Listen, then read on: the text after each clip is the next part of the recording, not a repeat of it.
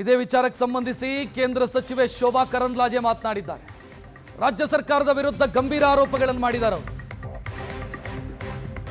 ಪ್ರಧಾನಿ ಬರುವಂತ ಕಾರ್ಯಕ್ರಮ ನಿಗದಿಯಾಗಿತ್ತು, ಆದರೆ ಭದ್ರತೆಯ ವಿಚಾರದಲ್ಲಿ ರಾಜ್ಯ ಸರ್ಕಾರ ಸರಿಯಾಗಿ ನಿಯೋಜನೆ ಮಾಡಲಿಲ್ಲ, ಭದ್ರತೆ ಸರಿಯಾಗಿ ಕೊಟ್ಟಿಲ್ಲ. ಪ್ರಧಾನಿ ಬರ್ತಾರೆ ಅಂತ ಗೊತ್ತಿದ್ರೂ ಕೂಡ 100 ಮಂದಿ ಇನ್ಸ್ಪೆಕ್ಟರ್ಗಳನ್ನು ಟ್ರಾನ್ಸ್ಫರ್ ಮಾಡಿದ್ದಾರೆ. ಈ ಭದ್ರತಾ ಲೋಪದಲ್ಲಿ ರಾಜ್ಯ ಸರ್ಕಾರದ ಜವಾಬ್ದಾರಿ ಜಾಸ್ತಿ ಇದೆ. ಉನ್ನತ ಮಟ್ಟದ ತನಿಖೆಯ ಅಗತ್ಯ ಇದೆ ಇದರಲ್ಲಿ ಅಂತ ಶೋಭಾ ಕರಂದ್ಲಾಜೆ ಮಾತನಾಡಿದ್ದಾರೆ. ನರೇಂದ್ರ ಮೋದಿ ಅವರು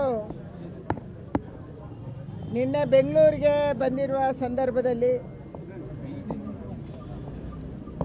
ನೈಸ್ ರೋಡಲ್ಲಿ ಅವರನ್ನು ಇಳಿಸಲಾಯಿತು. ಒಂದು ನೈಸ್ ರೋಡಲ್ಲಿ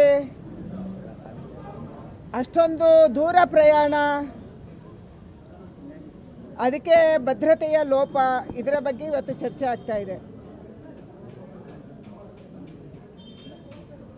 ಅತ್ಯಂತ ಹೆಚ್ಚು ರಿಸ್ಕಿ ಪ್ರಧಾನಿ ಇವತ್ತು ಪ್ರಪಂಚದಲ್ಲಿದ್ದರೆ ಅದು ನರೇಂದ್ರ ಮೋದಿ ಅವರು ಅಂತ ಹೇಳ್ತಾರೆ.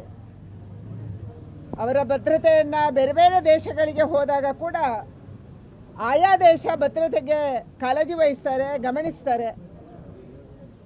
ಆದರೆ ಕರ್ನಾಟಕ ಸರ್ಕಾರಕ್ಕೆ ಪ್ರಧಾನಿಯವರ ರಕ್ಷಣೆಯ ಬಗ್ಗೆ, ಅವರ ಭದ್ರತೆಯ ಬಗ್ಗೆ ಕಾಳಜಿ ಇದೆಯಾ? ಇದೊಂದು ದೊಡ್ಡ ಪ್ರಶ್ನೆ. ನಾನು ಬಹಳ ಮೊದಲಿಂದಲೇ ಹೇಳ್ತಾ ಬಂದಿದ್ದೀನಿ, ನಮ್ಮ ಪೊಲೀಸ್ ಇಲಾಖೆಯನ್ನೇ ದುರ್ಬಲಗೊಳಿಸುವಂಥ ಕೆಲಸವನ್ನು ರಾಜ್ಯ ಸರ್ಕಾರಗಳು ಮಾಡ್ತಾ ಇದೆ ಅಂತ ಹೇಳಿ.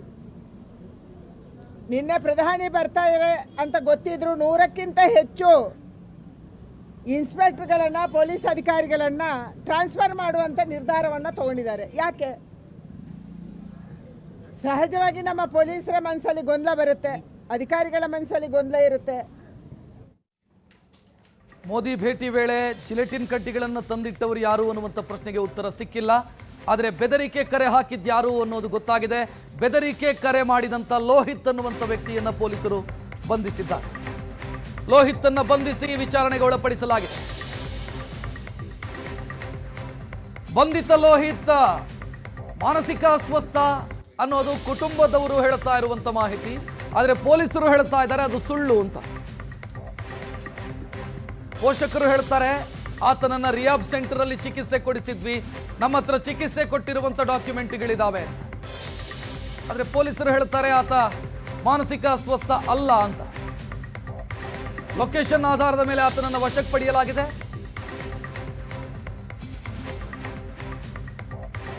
ಪೊಲೀಸ್ ಕಂಟ್ರೋಲ್ ರೂಮ್ಗೆ ಲೋಹಿತ್ ಫೋನ್ ಮಾಡಿದ್ದ, ಬಾಂಬ್ ಇಟ್ಟಿದ್ದೀನಿ ಅಂತ ಬೆದರಿಕೆ ಹಾಕಿದ್ದ. ನಿನ್ನೆ ಏನೋ ಬಂದೋಬಸ್ತ್, ನಾವು ನಮ್ಮ ಬಂದೋಬಸ್ತ್ ನಡುವೆದಲ್ಲಿ ಒಂದು ಕಾಲ್ ಬಂತು. ಆ ಕಾಲ್ ಪ್ರಕಾರ ಒಂದು ಬಾಂಬ್ ಇಟ್ಟಿದ್ದೀನಿ ಅಂತ ಅವರು ಮಾಹಿತಿ ಕೊಟ್ಟರು. ಅದಾದಮೇಲೆ ಡಿಟೇಲ್ ಆಗಿ ಅವರು ಅರ್ಧದ್ದು ಕಾಲ್ದು ಎಲ್ಲಿಂದ ಬಂತು, ಯಾರು ಮಾಡಿದರು, ಅದಾದಮೇಲೆ ಒಬ್ಬ ಜನಕ್ಕೆ ನಾವು ಡಿಟೈನ್ ಮಾಡಿದ್ದೀವಿ. ಅವರು ಕೋರಮಂಗಲ ಲಿಮಿಟ್ಸ್ ಅವರು, ಪೊಲೀಸ್ ಅವರು ನಿನ್ನೆಯಿಂದ ಇಲ್ಲಿವರೆಗೆ ಕ್ವೆಶ್ಚನ್ ಮಾಡಿದ್ದಾರೆ. ಅವರು ಸದ್ಯಕ್ಕೆ ಅವ್ರಿಗೆ ಡಿಟೈನ್ ಮಾಡಿ ನಾವು ಇನ್ನೂ ಕೂಲಂಕಷವಾಗಿ ಪರಿಶೀಲನೆ ಮಾಡ್ತಾಯಿದ್ದೀವಿ. ಅವ್ರು ಹೇಳಿದ ಪ್ರಕಾರ ಒಂದು ನಾವು ಬಾಂಬ್ ಇಟ್ಟಿದ್ದೀವಿ ಅಂತ. ಆದರೆ ನಮ್ಮದು ಇಲ್ಲಿವರೆಗೆ ವೆರಿಫಿಕೇಷನ್ ಪ್ರಕಾರ ಅವ್ರದ್ದು ಏನನ್ನು ಈ ಥರ ಅವ್ರಿಗೆ ಹ್ಯಾಬಿಟ್ ಇತ್ತು. ಸುಮಾರು ಟೈಮ್ ಅವರು ಬೇರೆ ಬೇರೆ ಕಡೆ ಕರೆ ಮಾಡಿದ್ದಾರೆ, ಅವ್ರದ್ದು ಮೊಬೈಲ್ ಫೋನಲ್ಲಿ ಗೊತ್ತಾಗ್ತಾಯಿದೆ ಮತ್ತು ಮೆಸೇಜಸಲ್ಲಿ.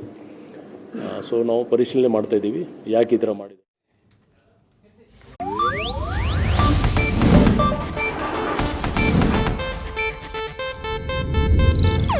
ಇದು ಏಷ್ಯಾನೆಟ್ ನ್ಯೂಸ್ ನೆಟ್ವರ್ಕ್ ಪ್ರಸ್ತುತಿ.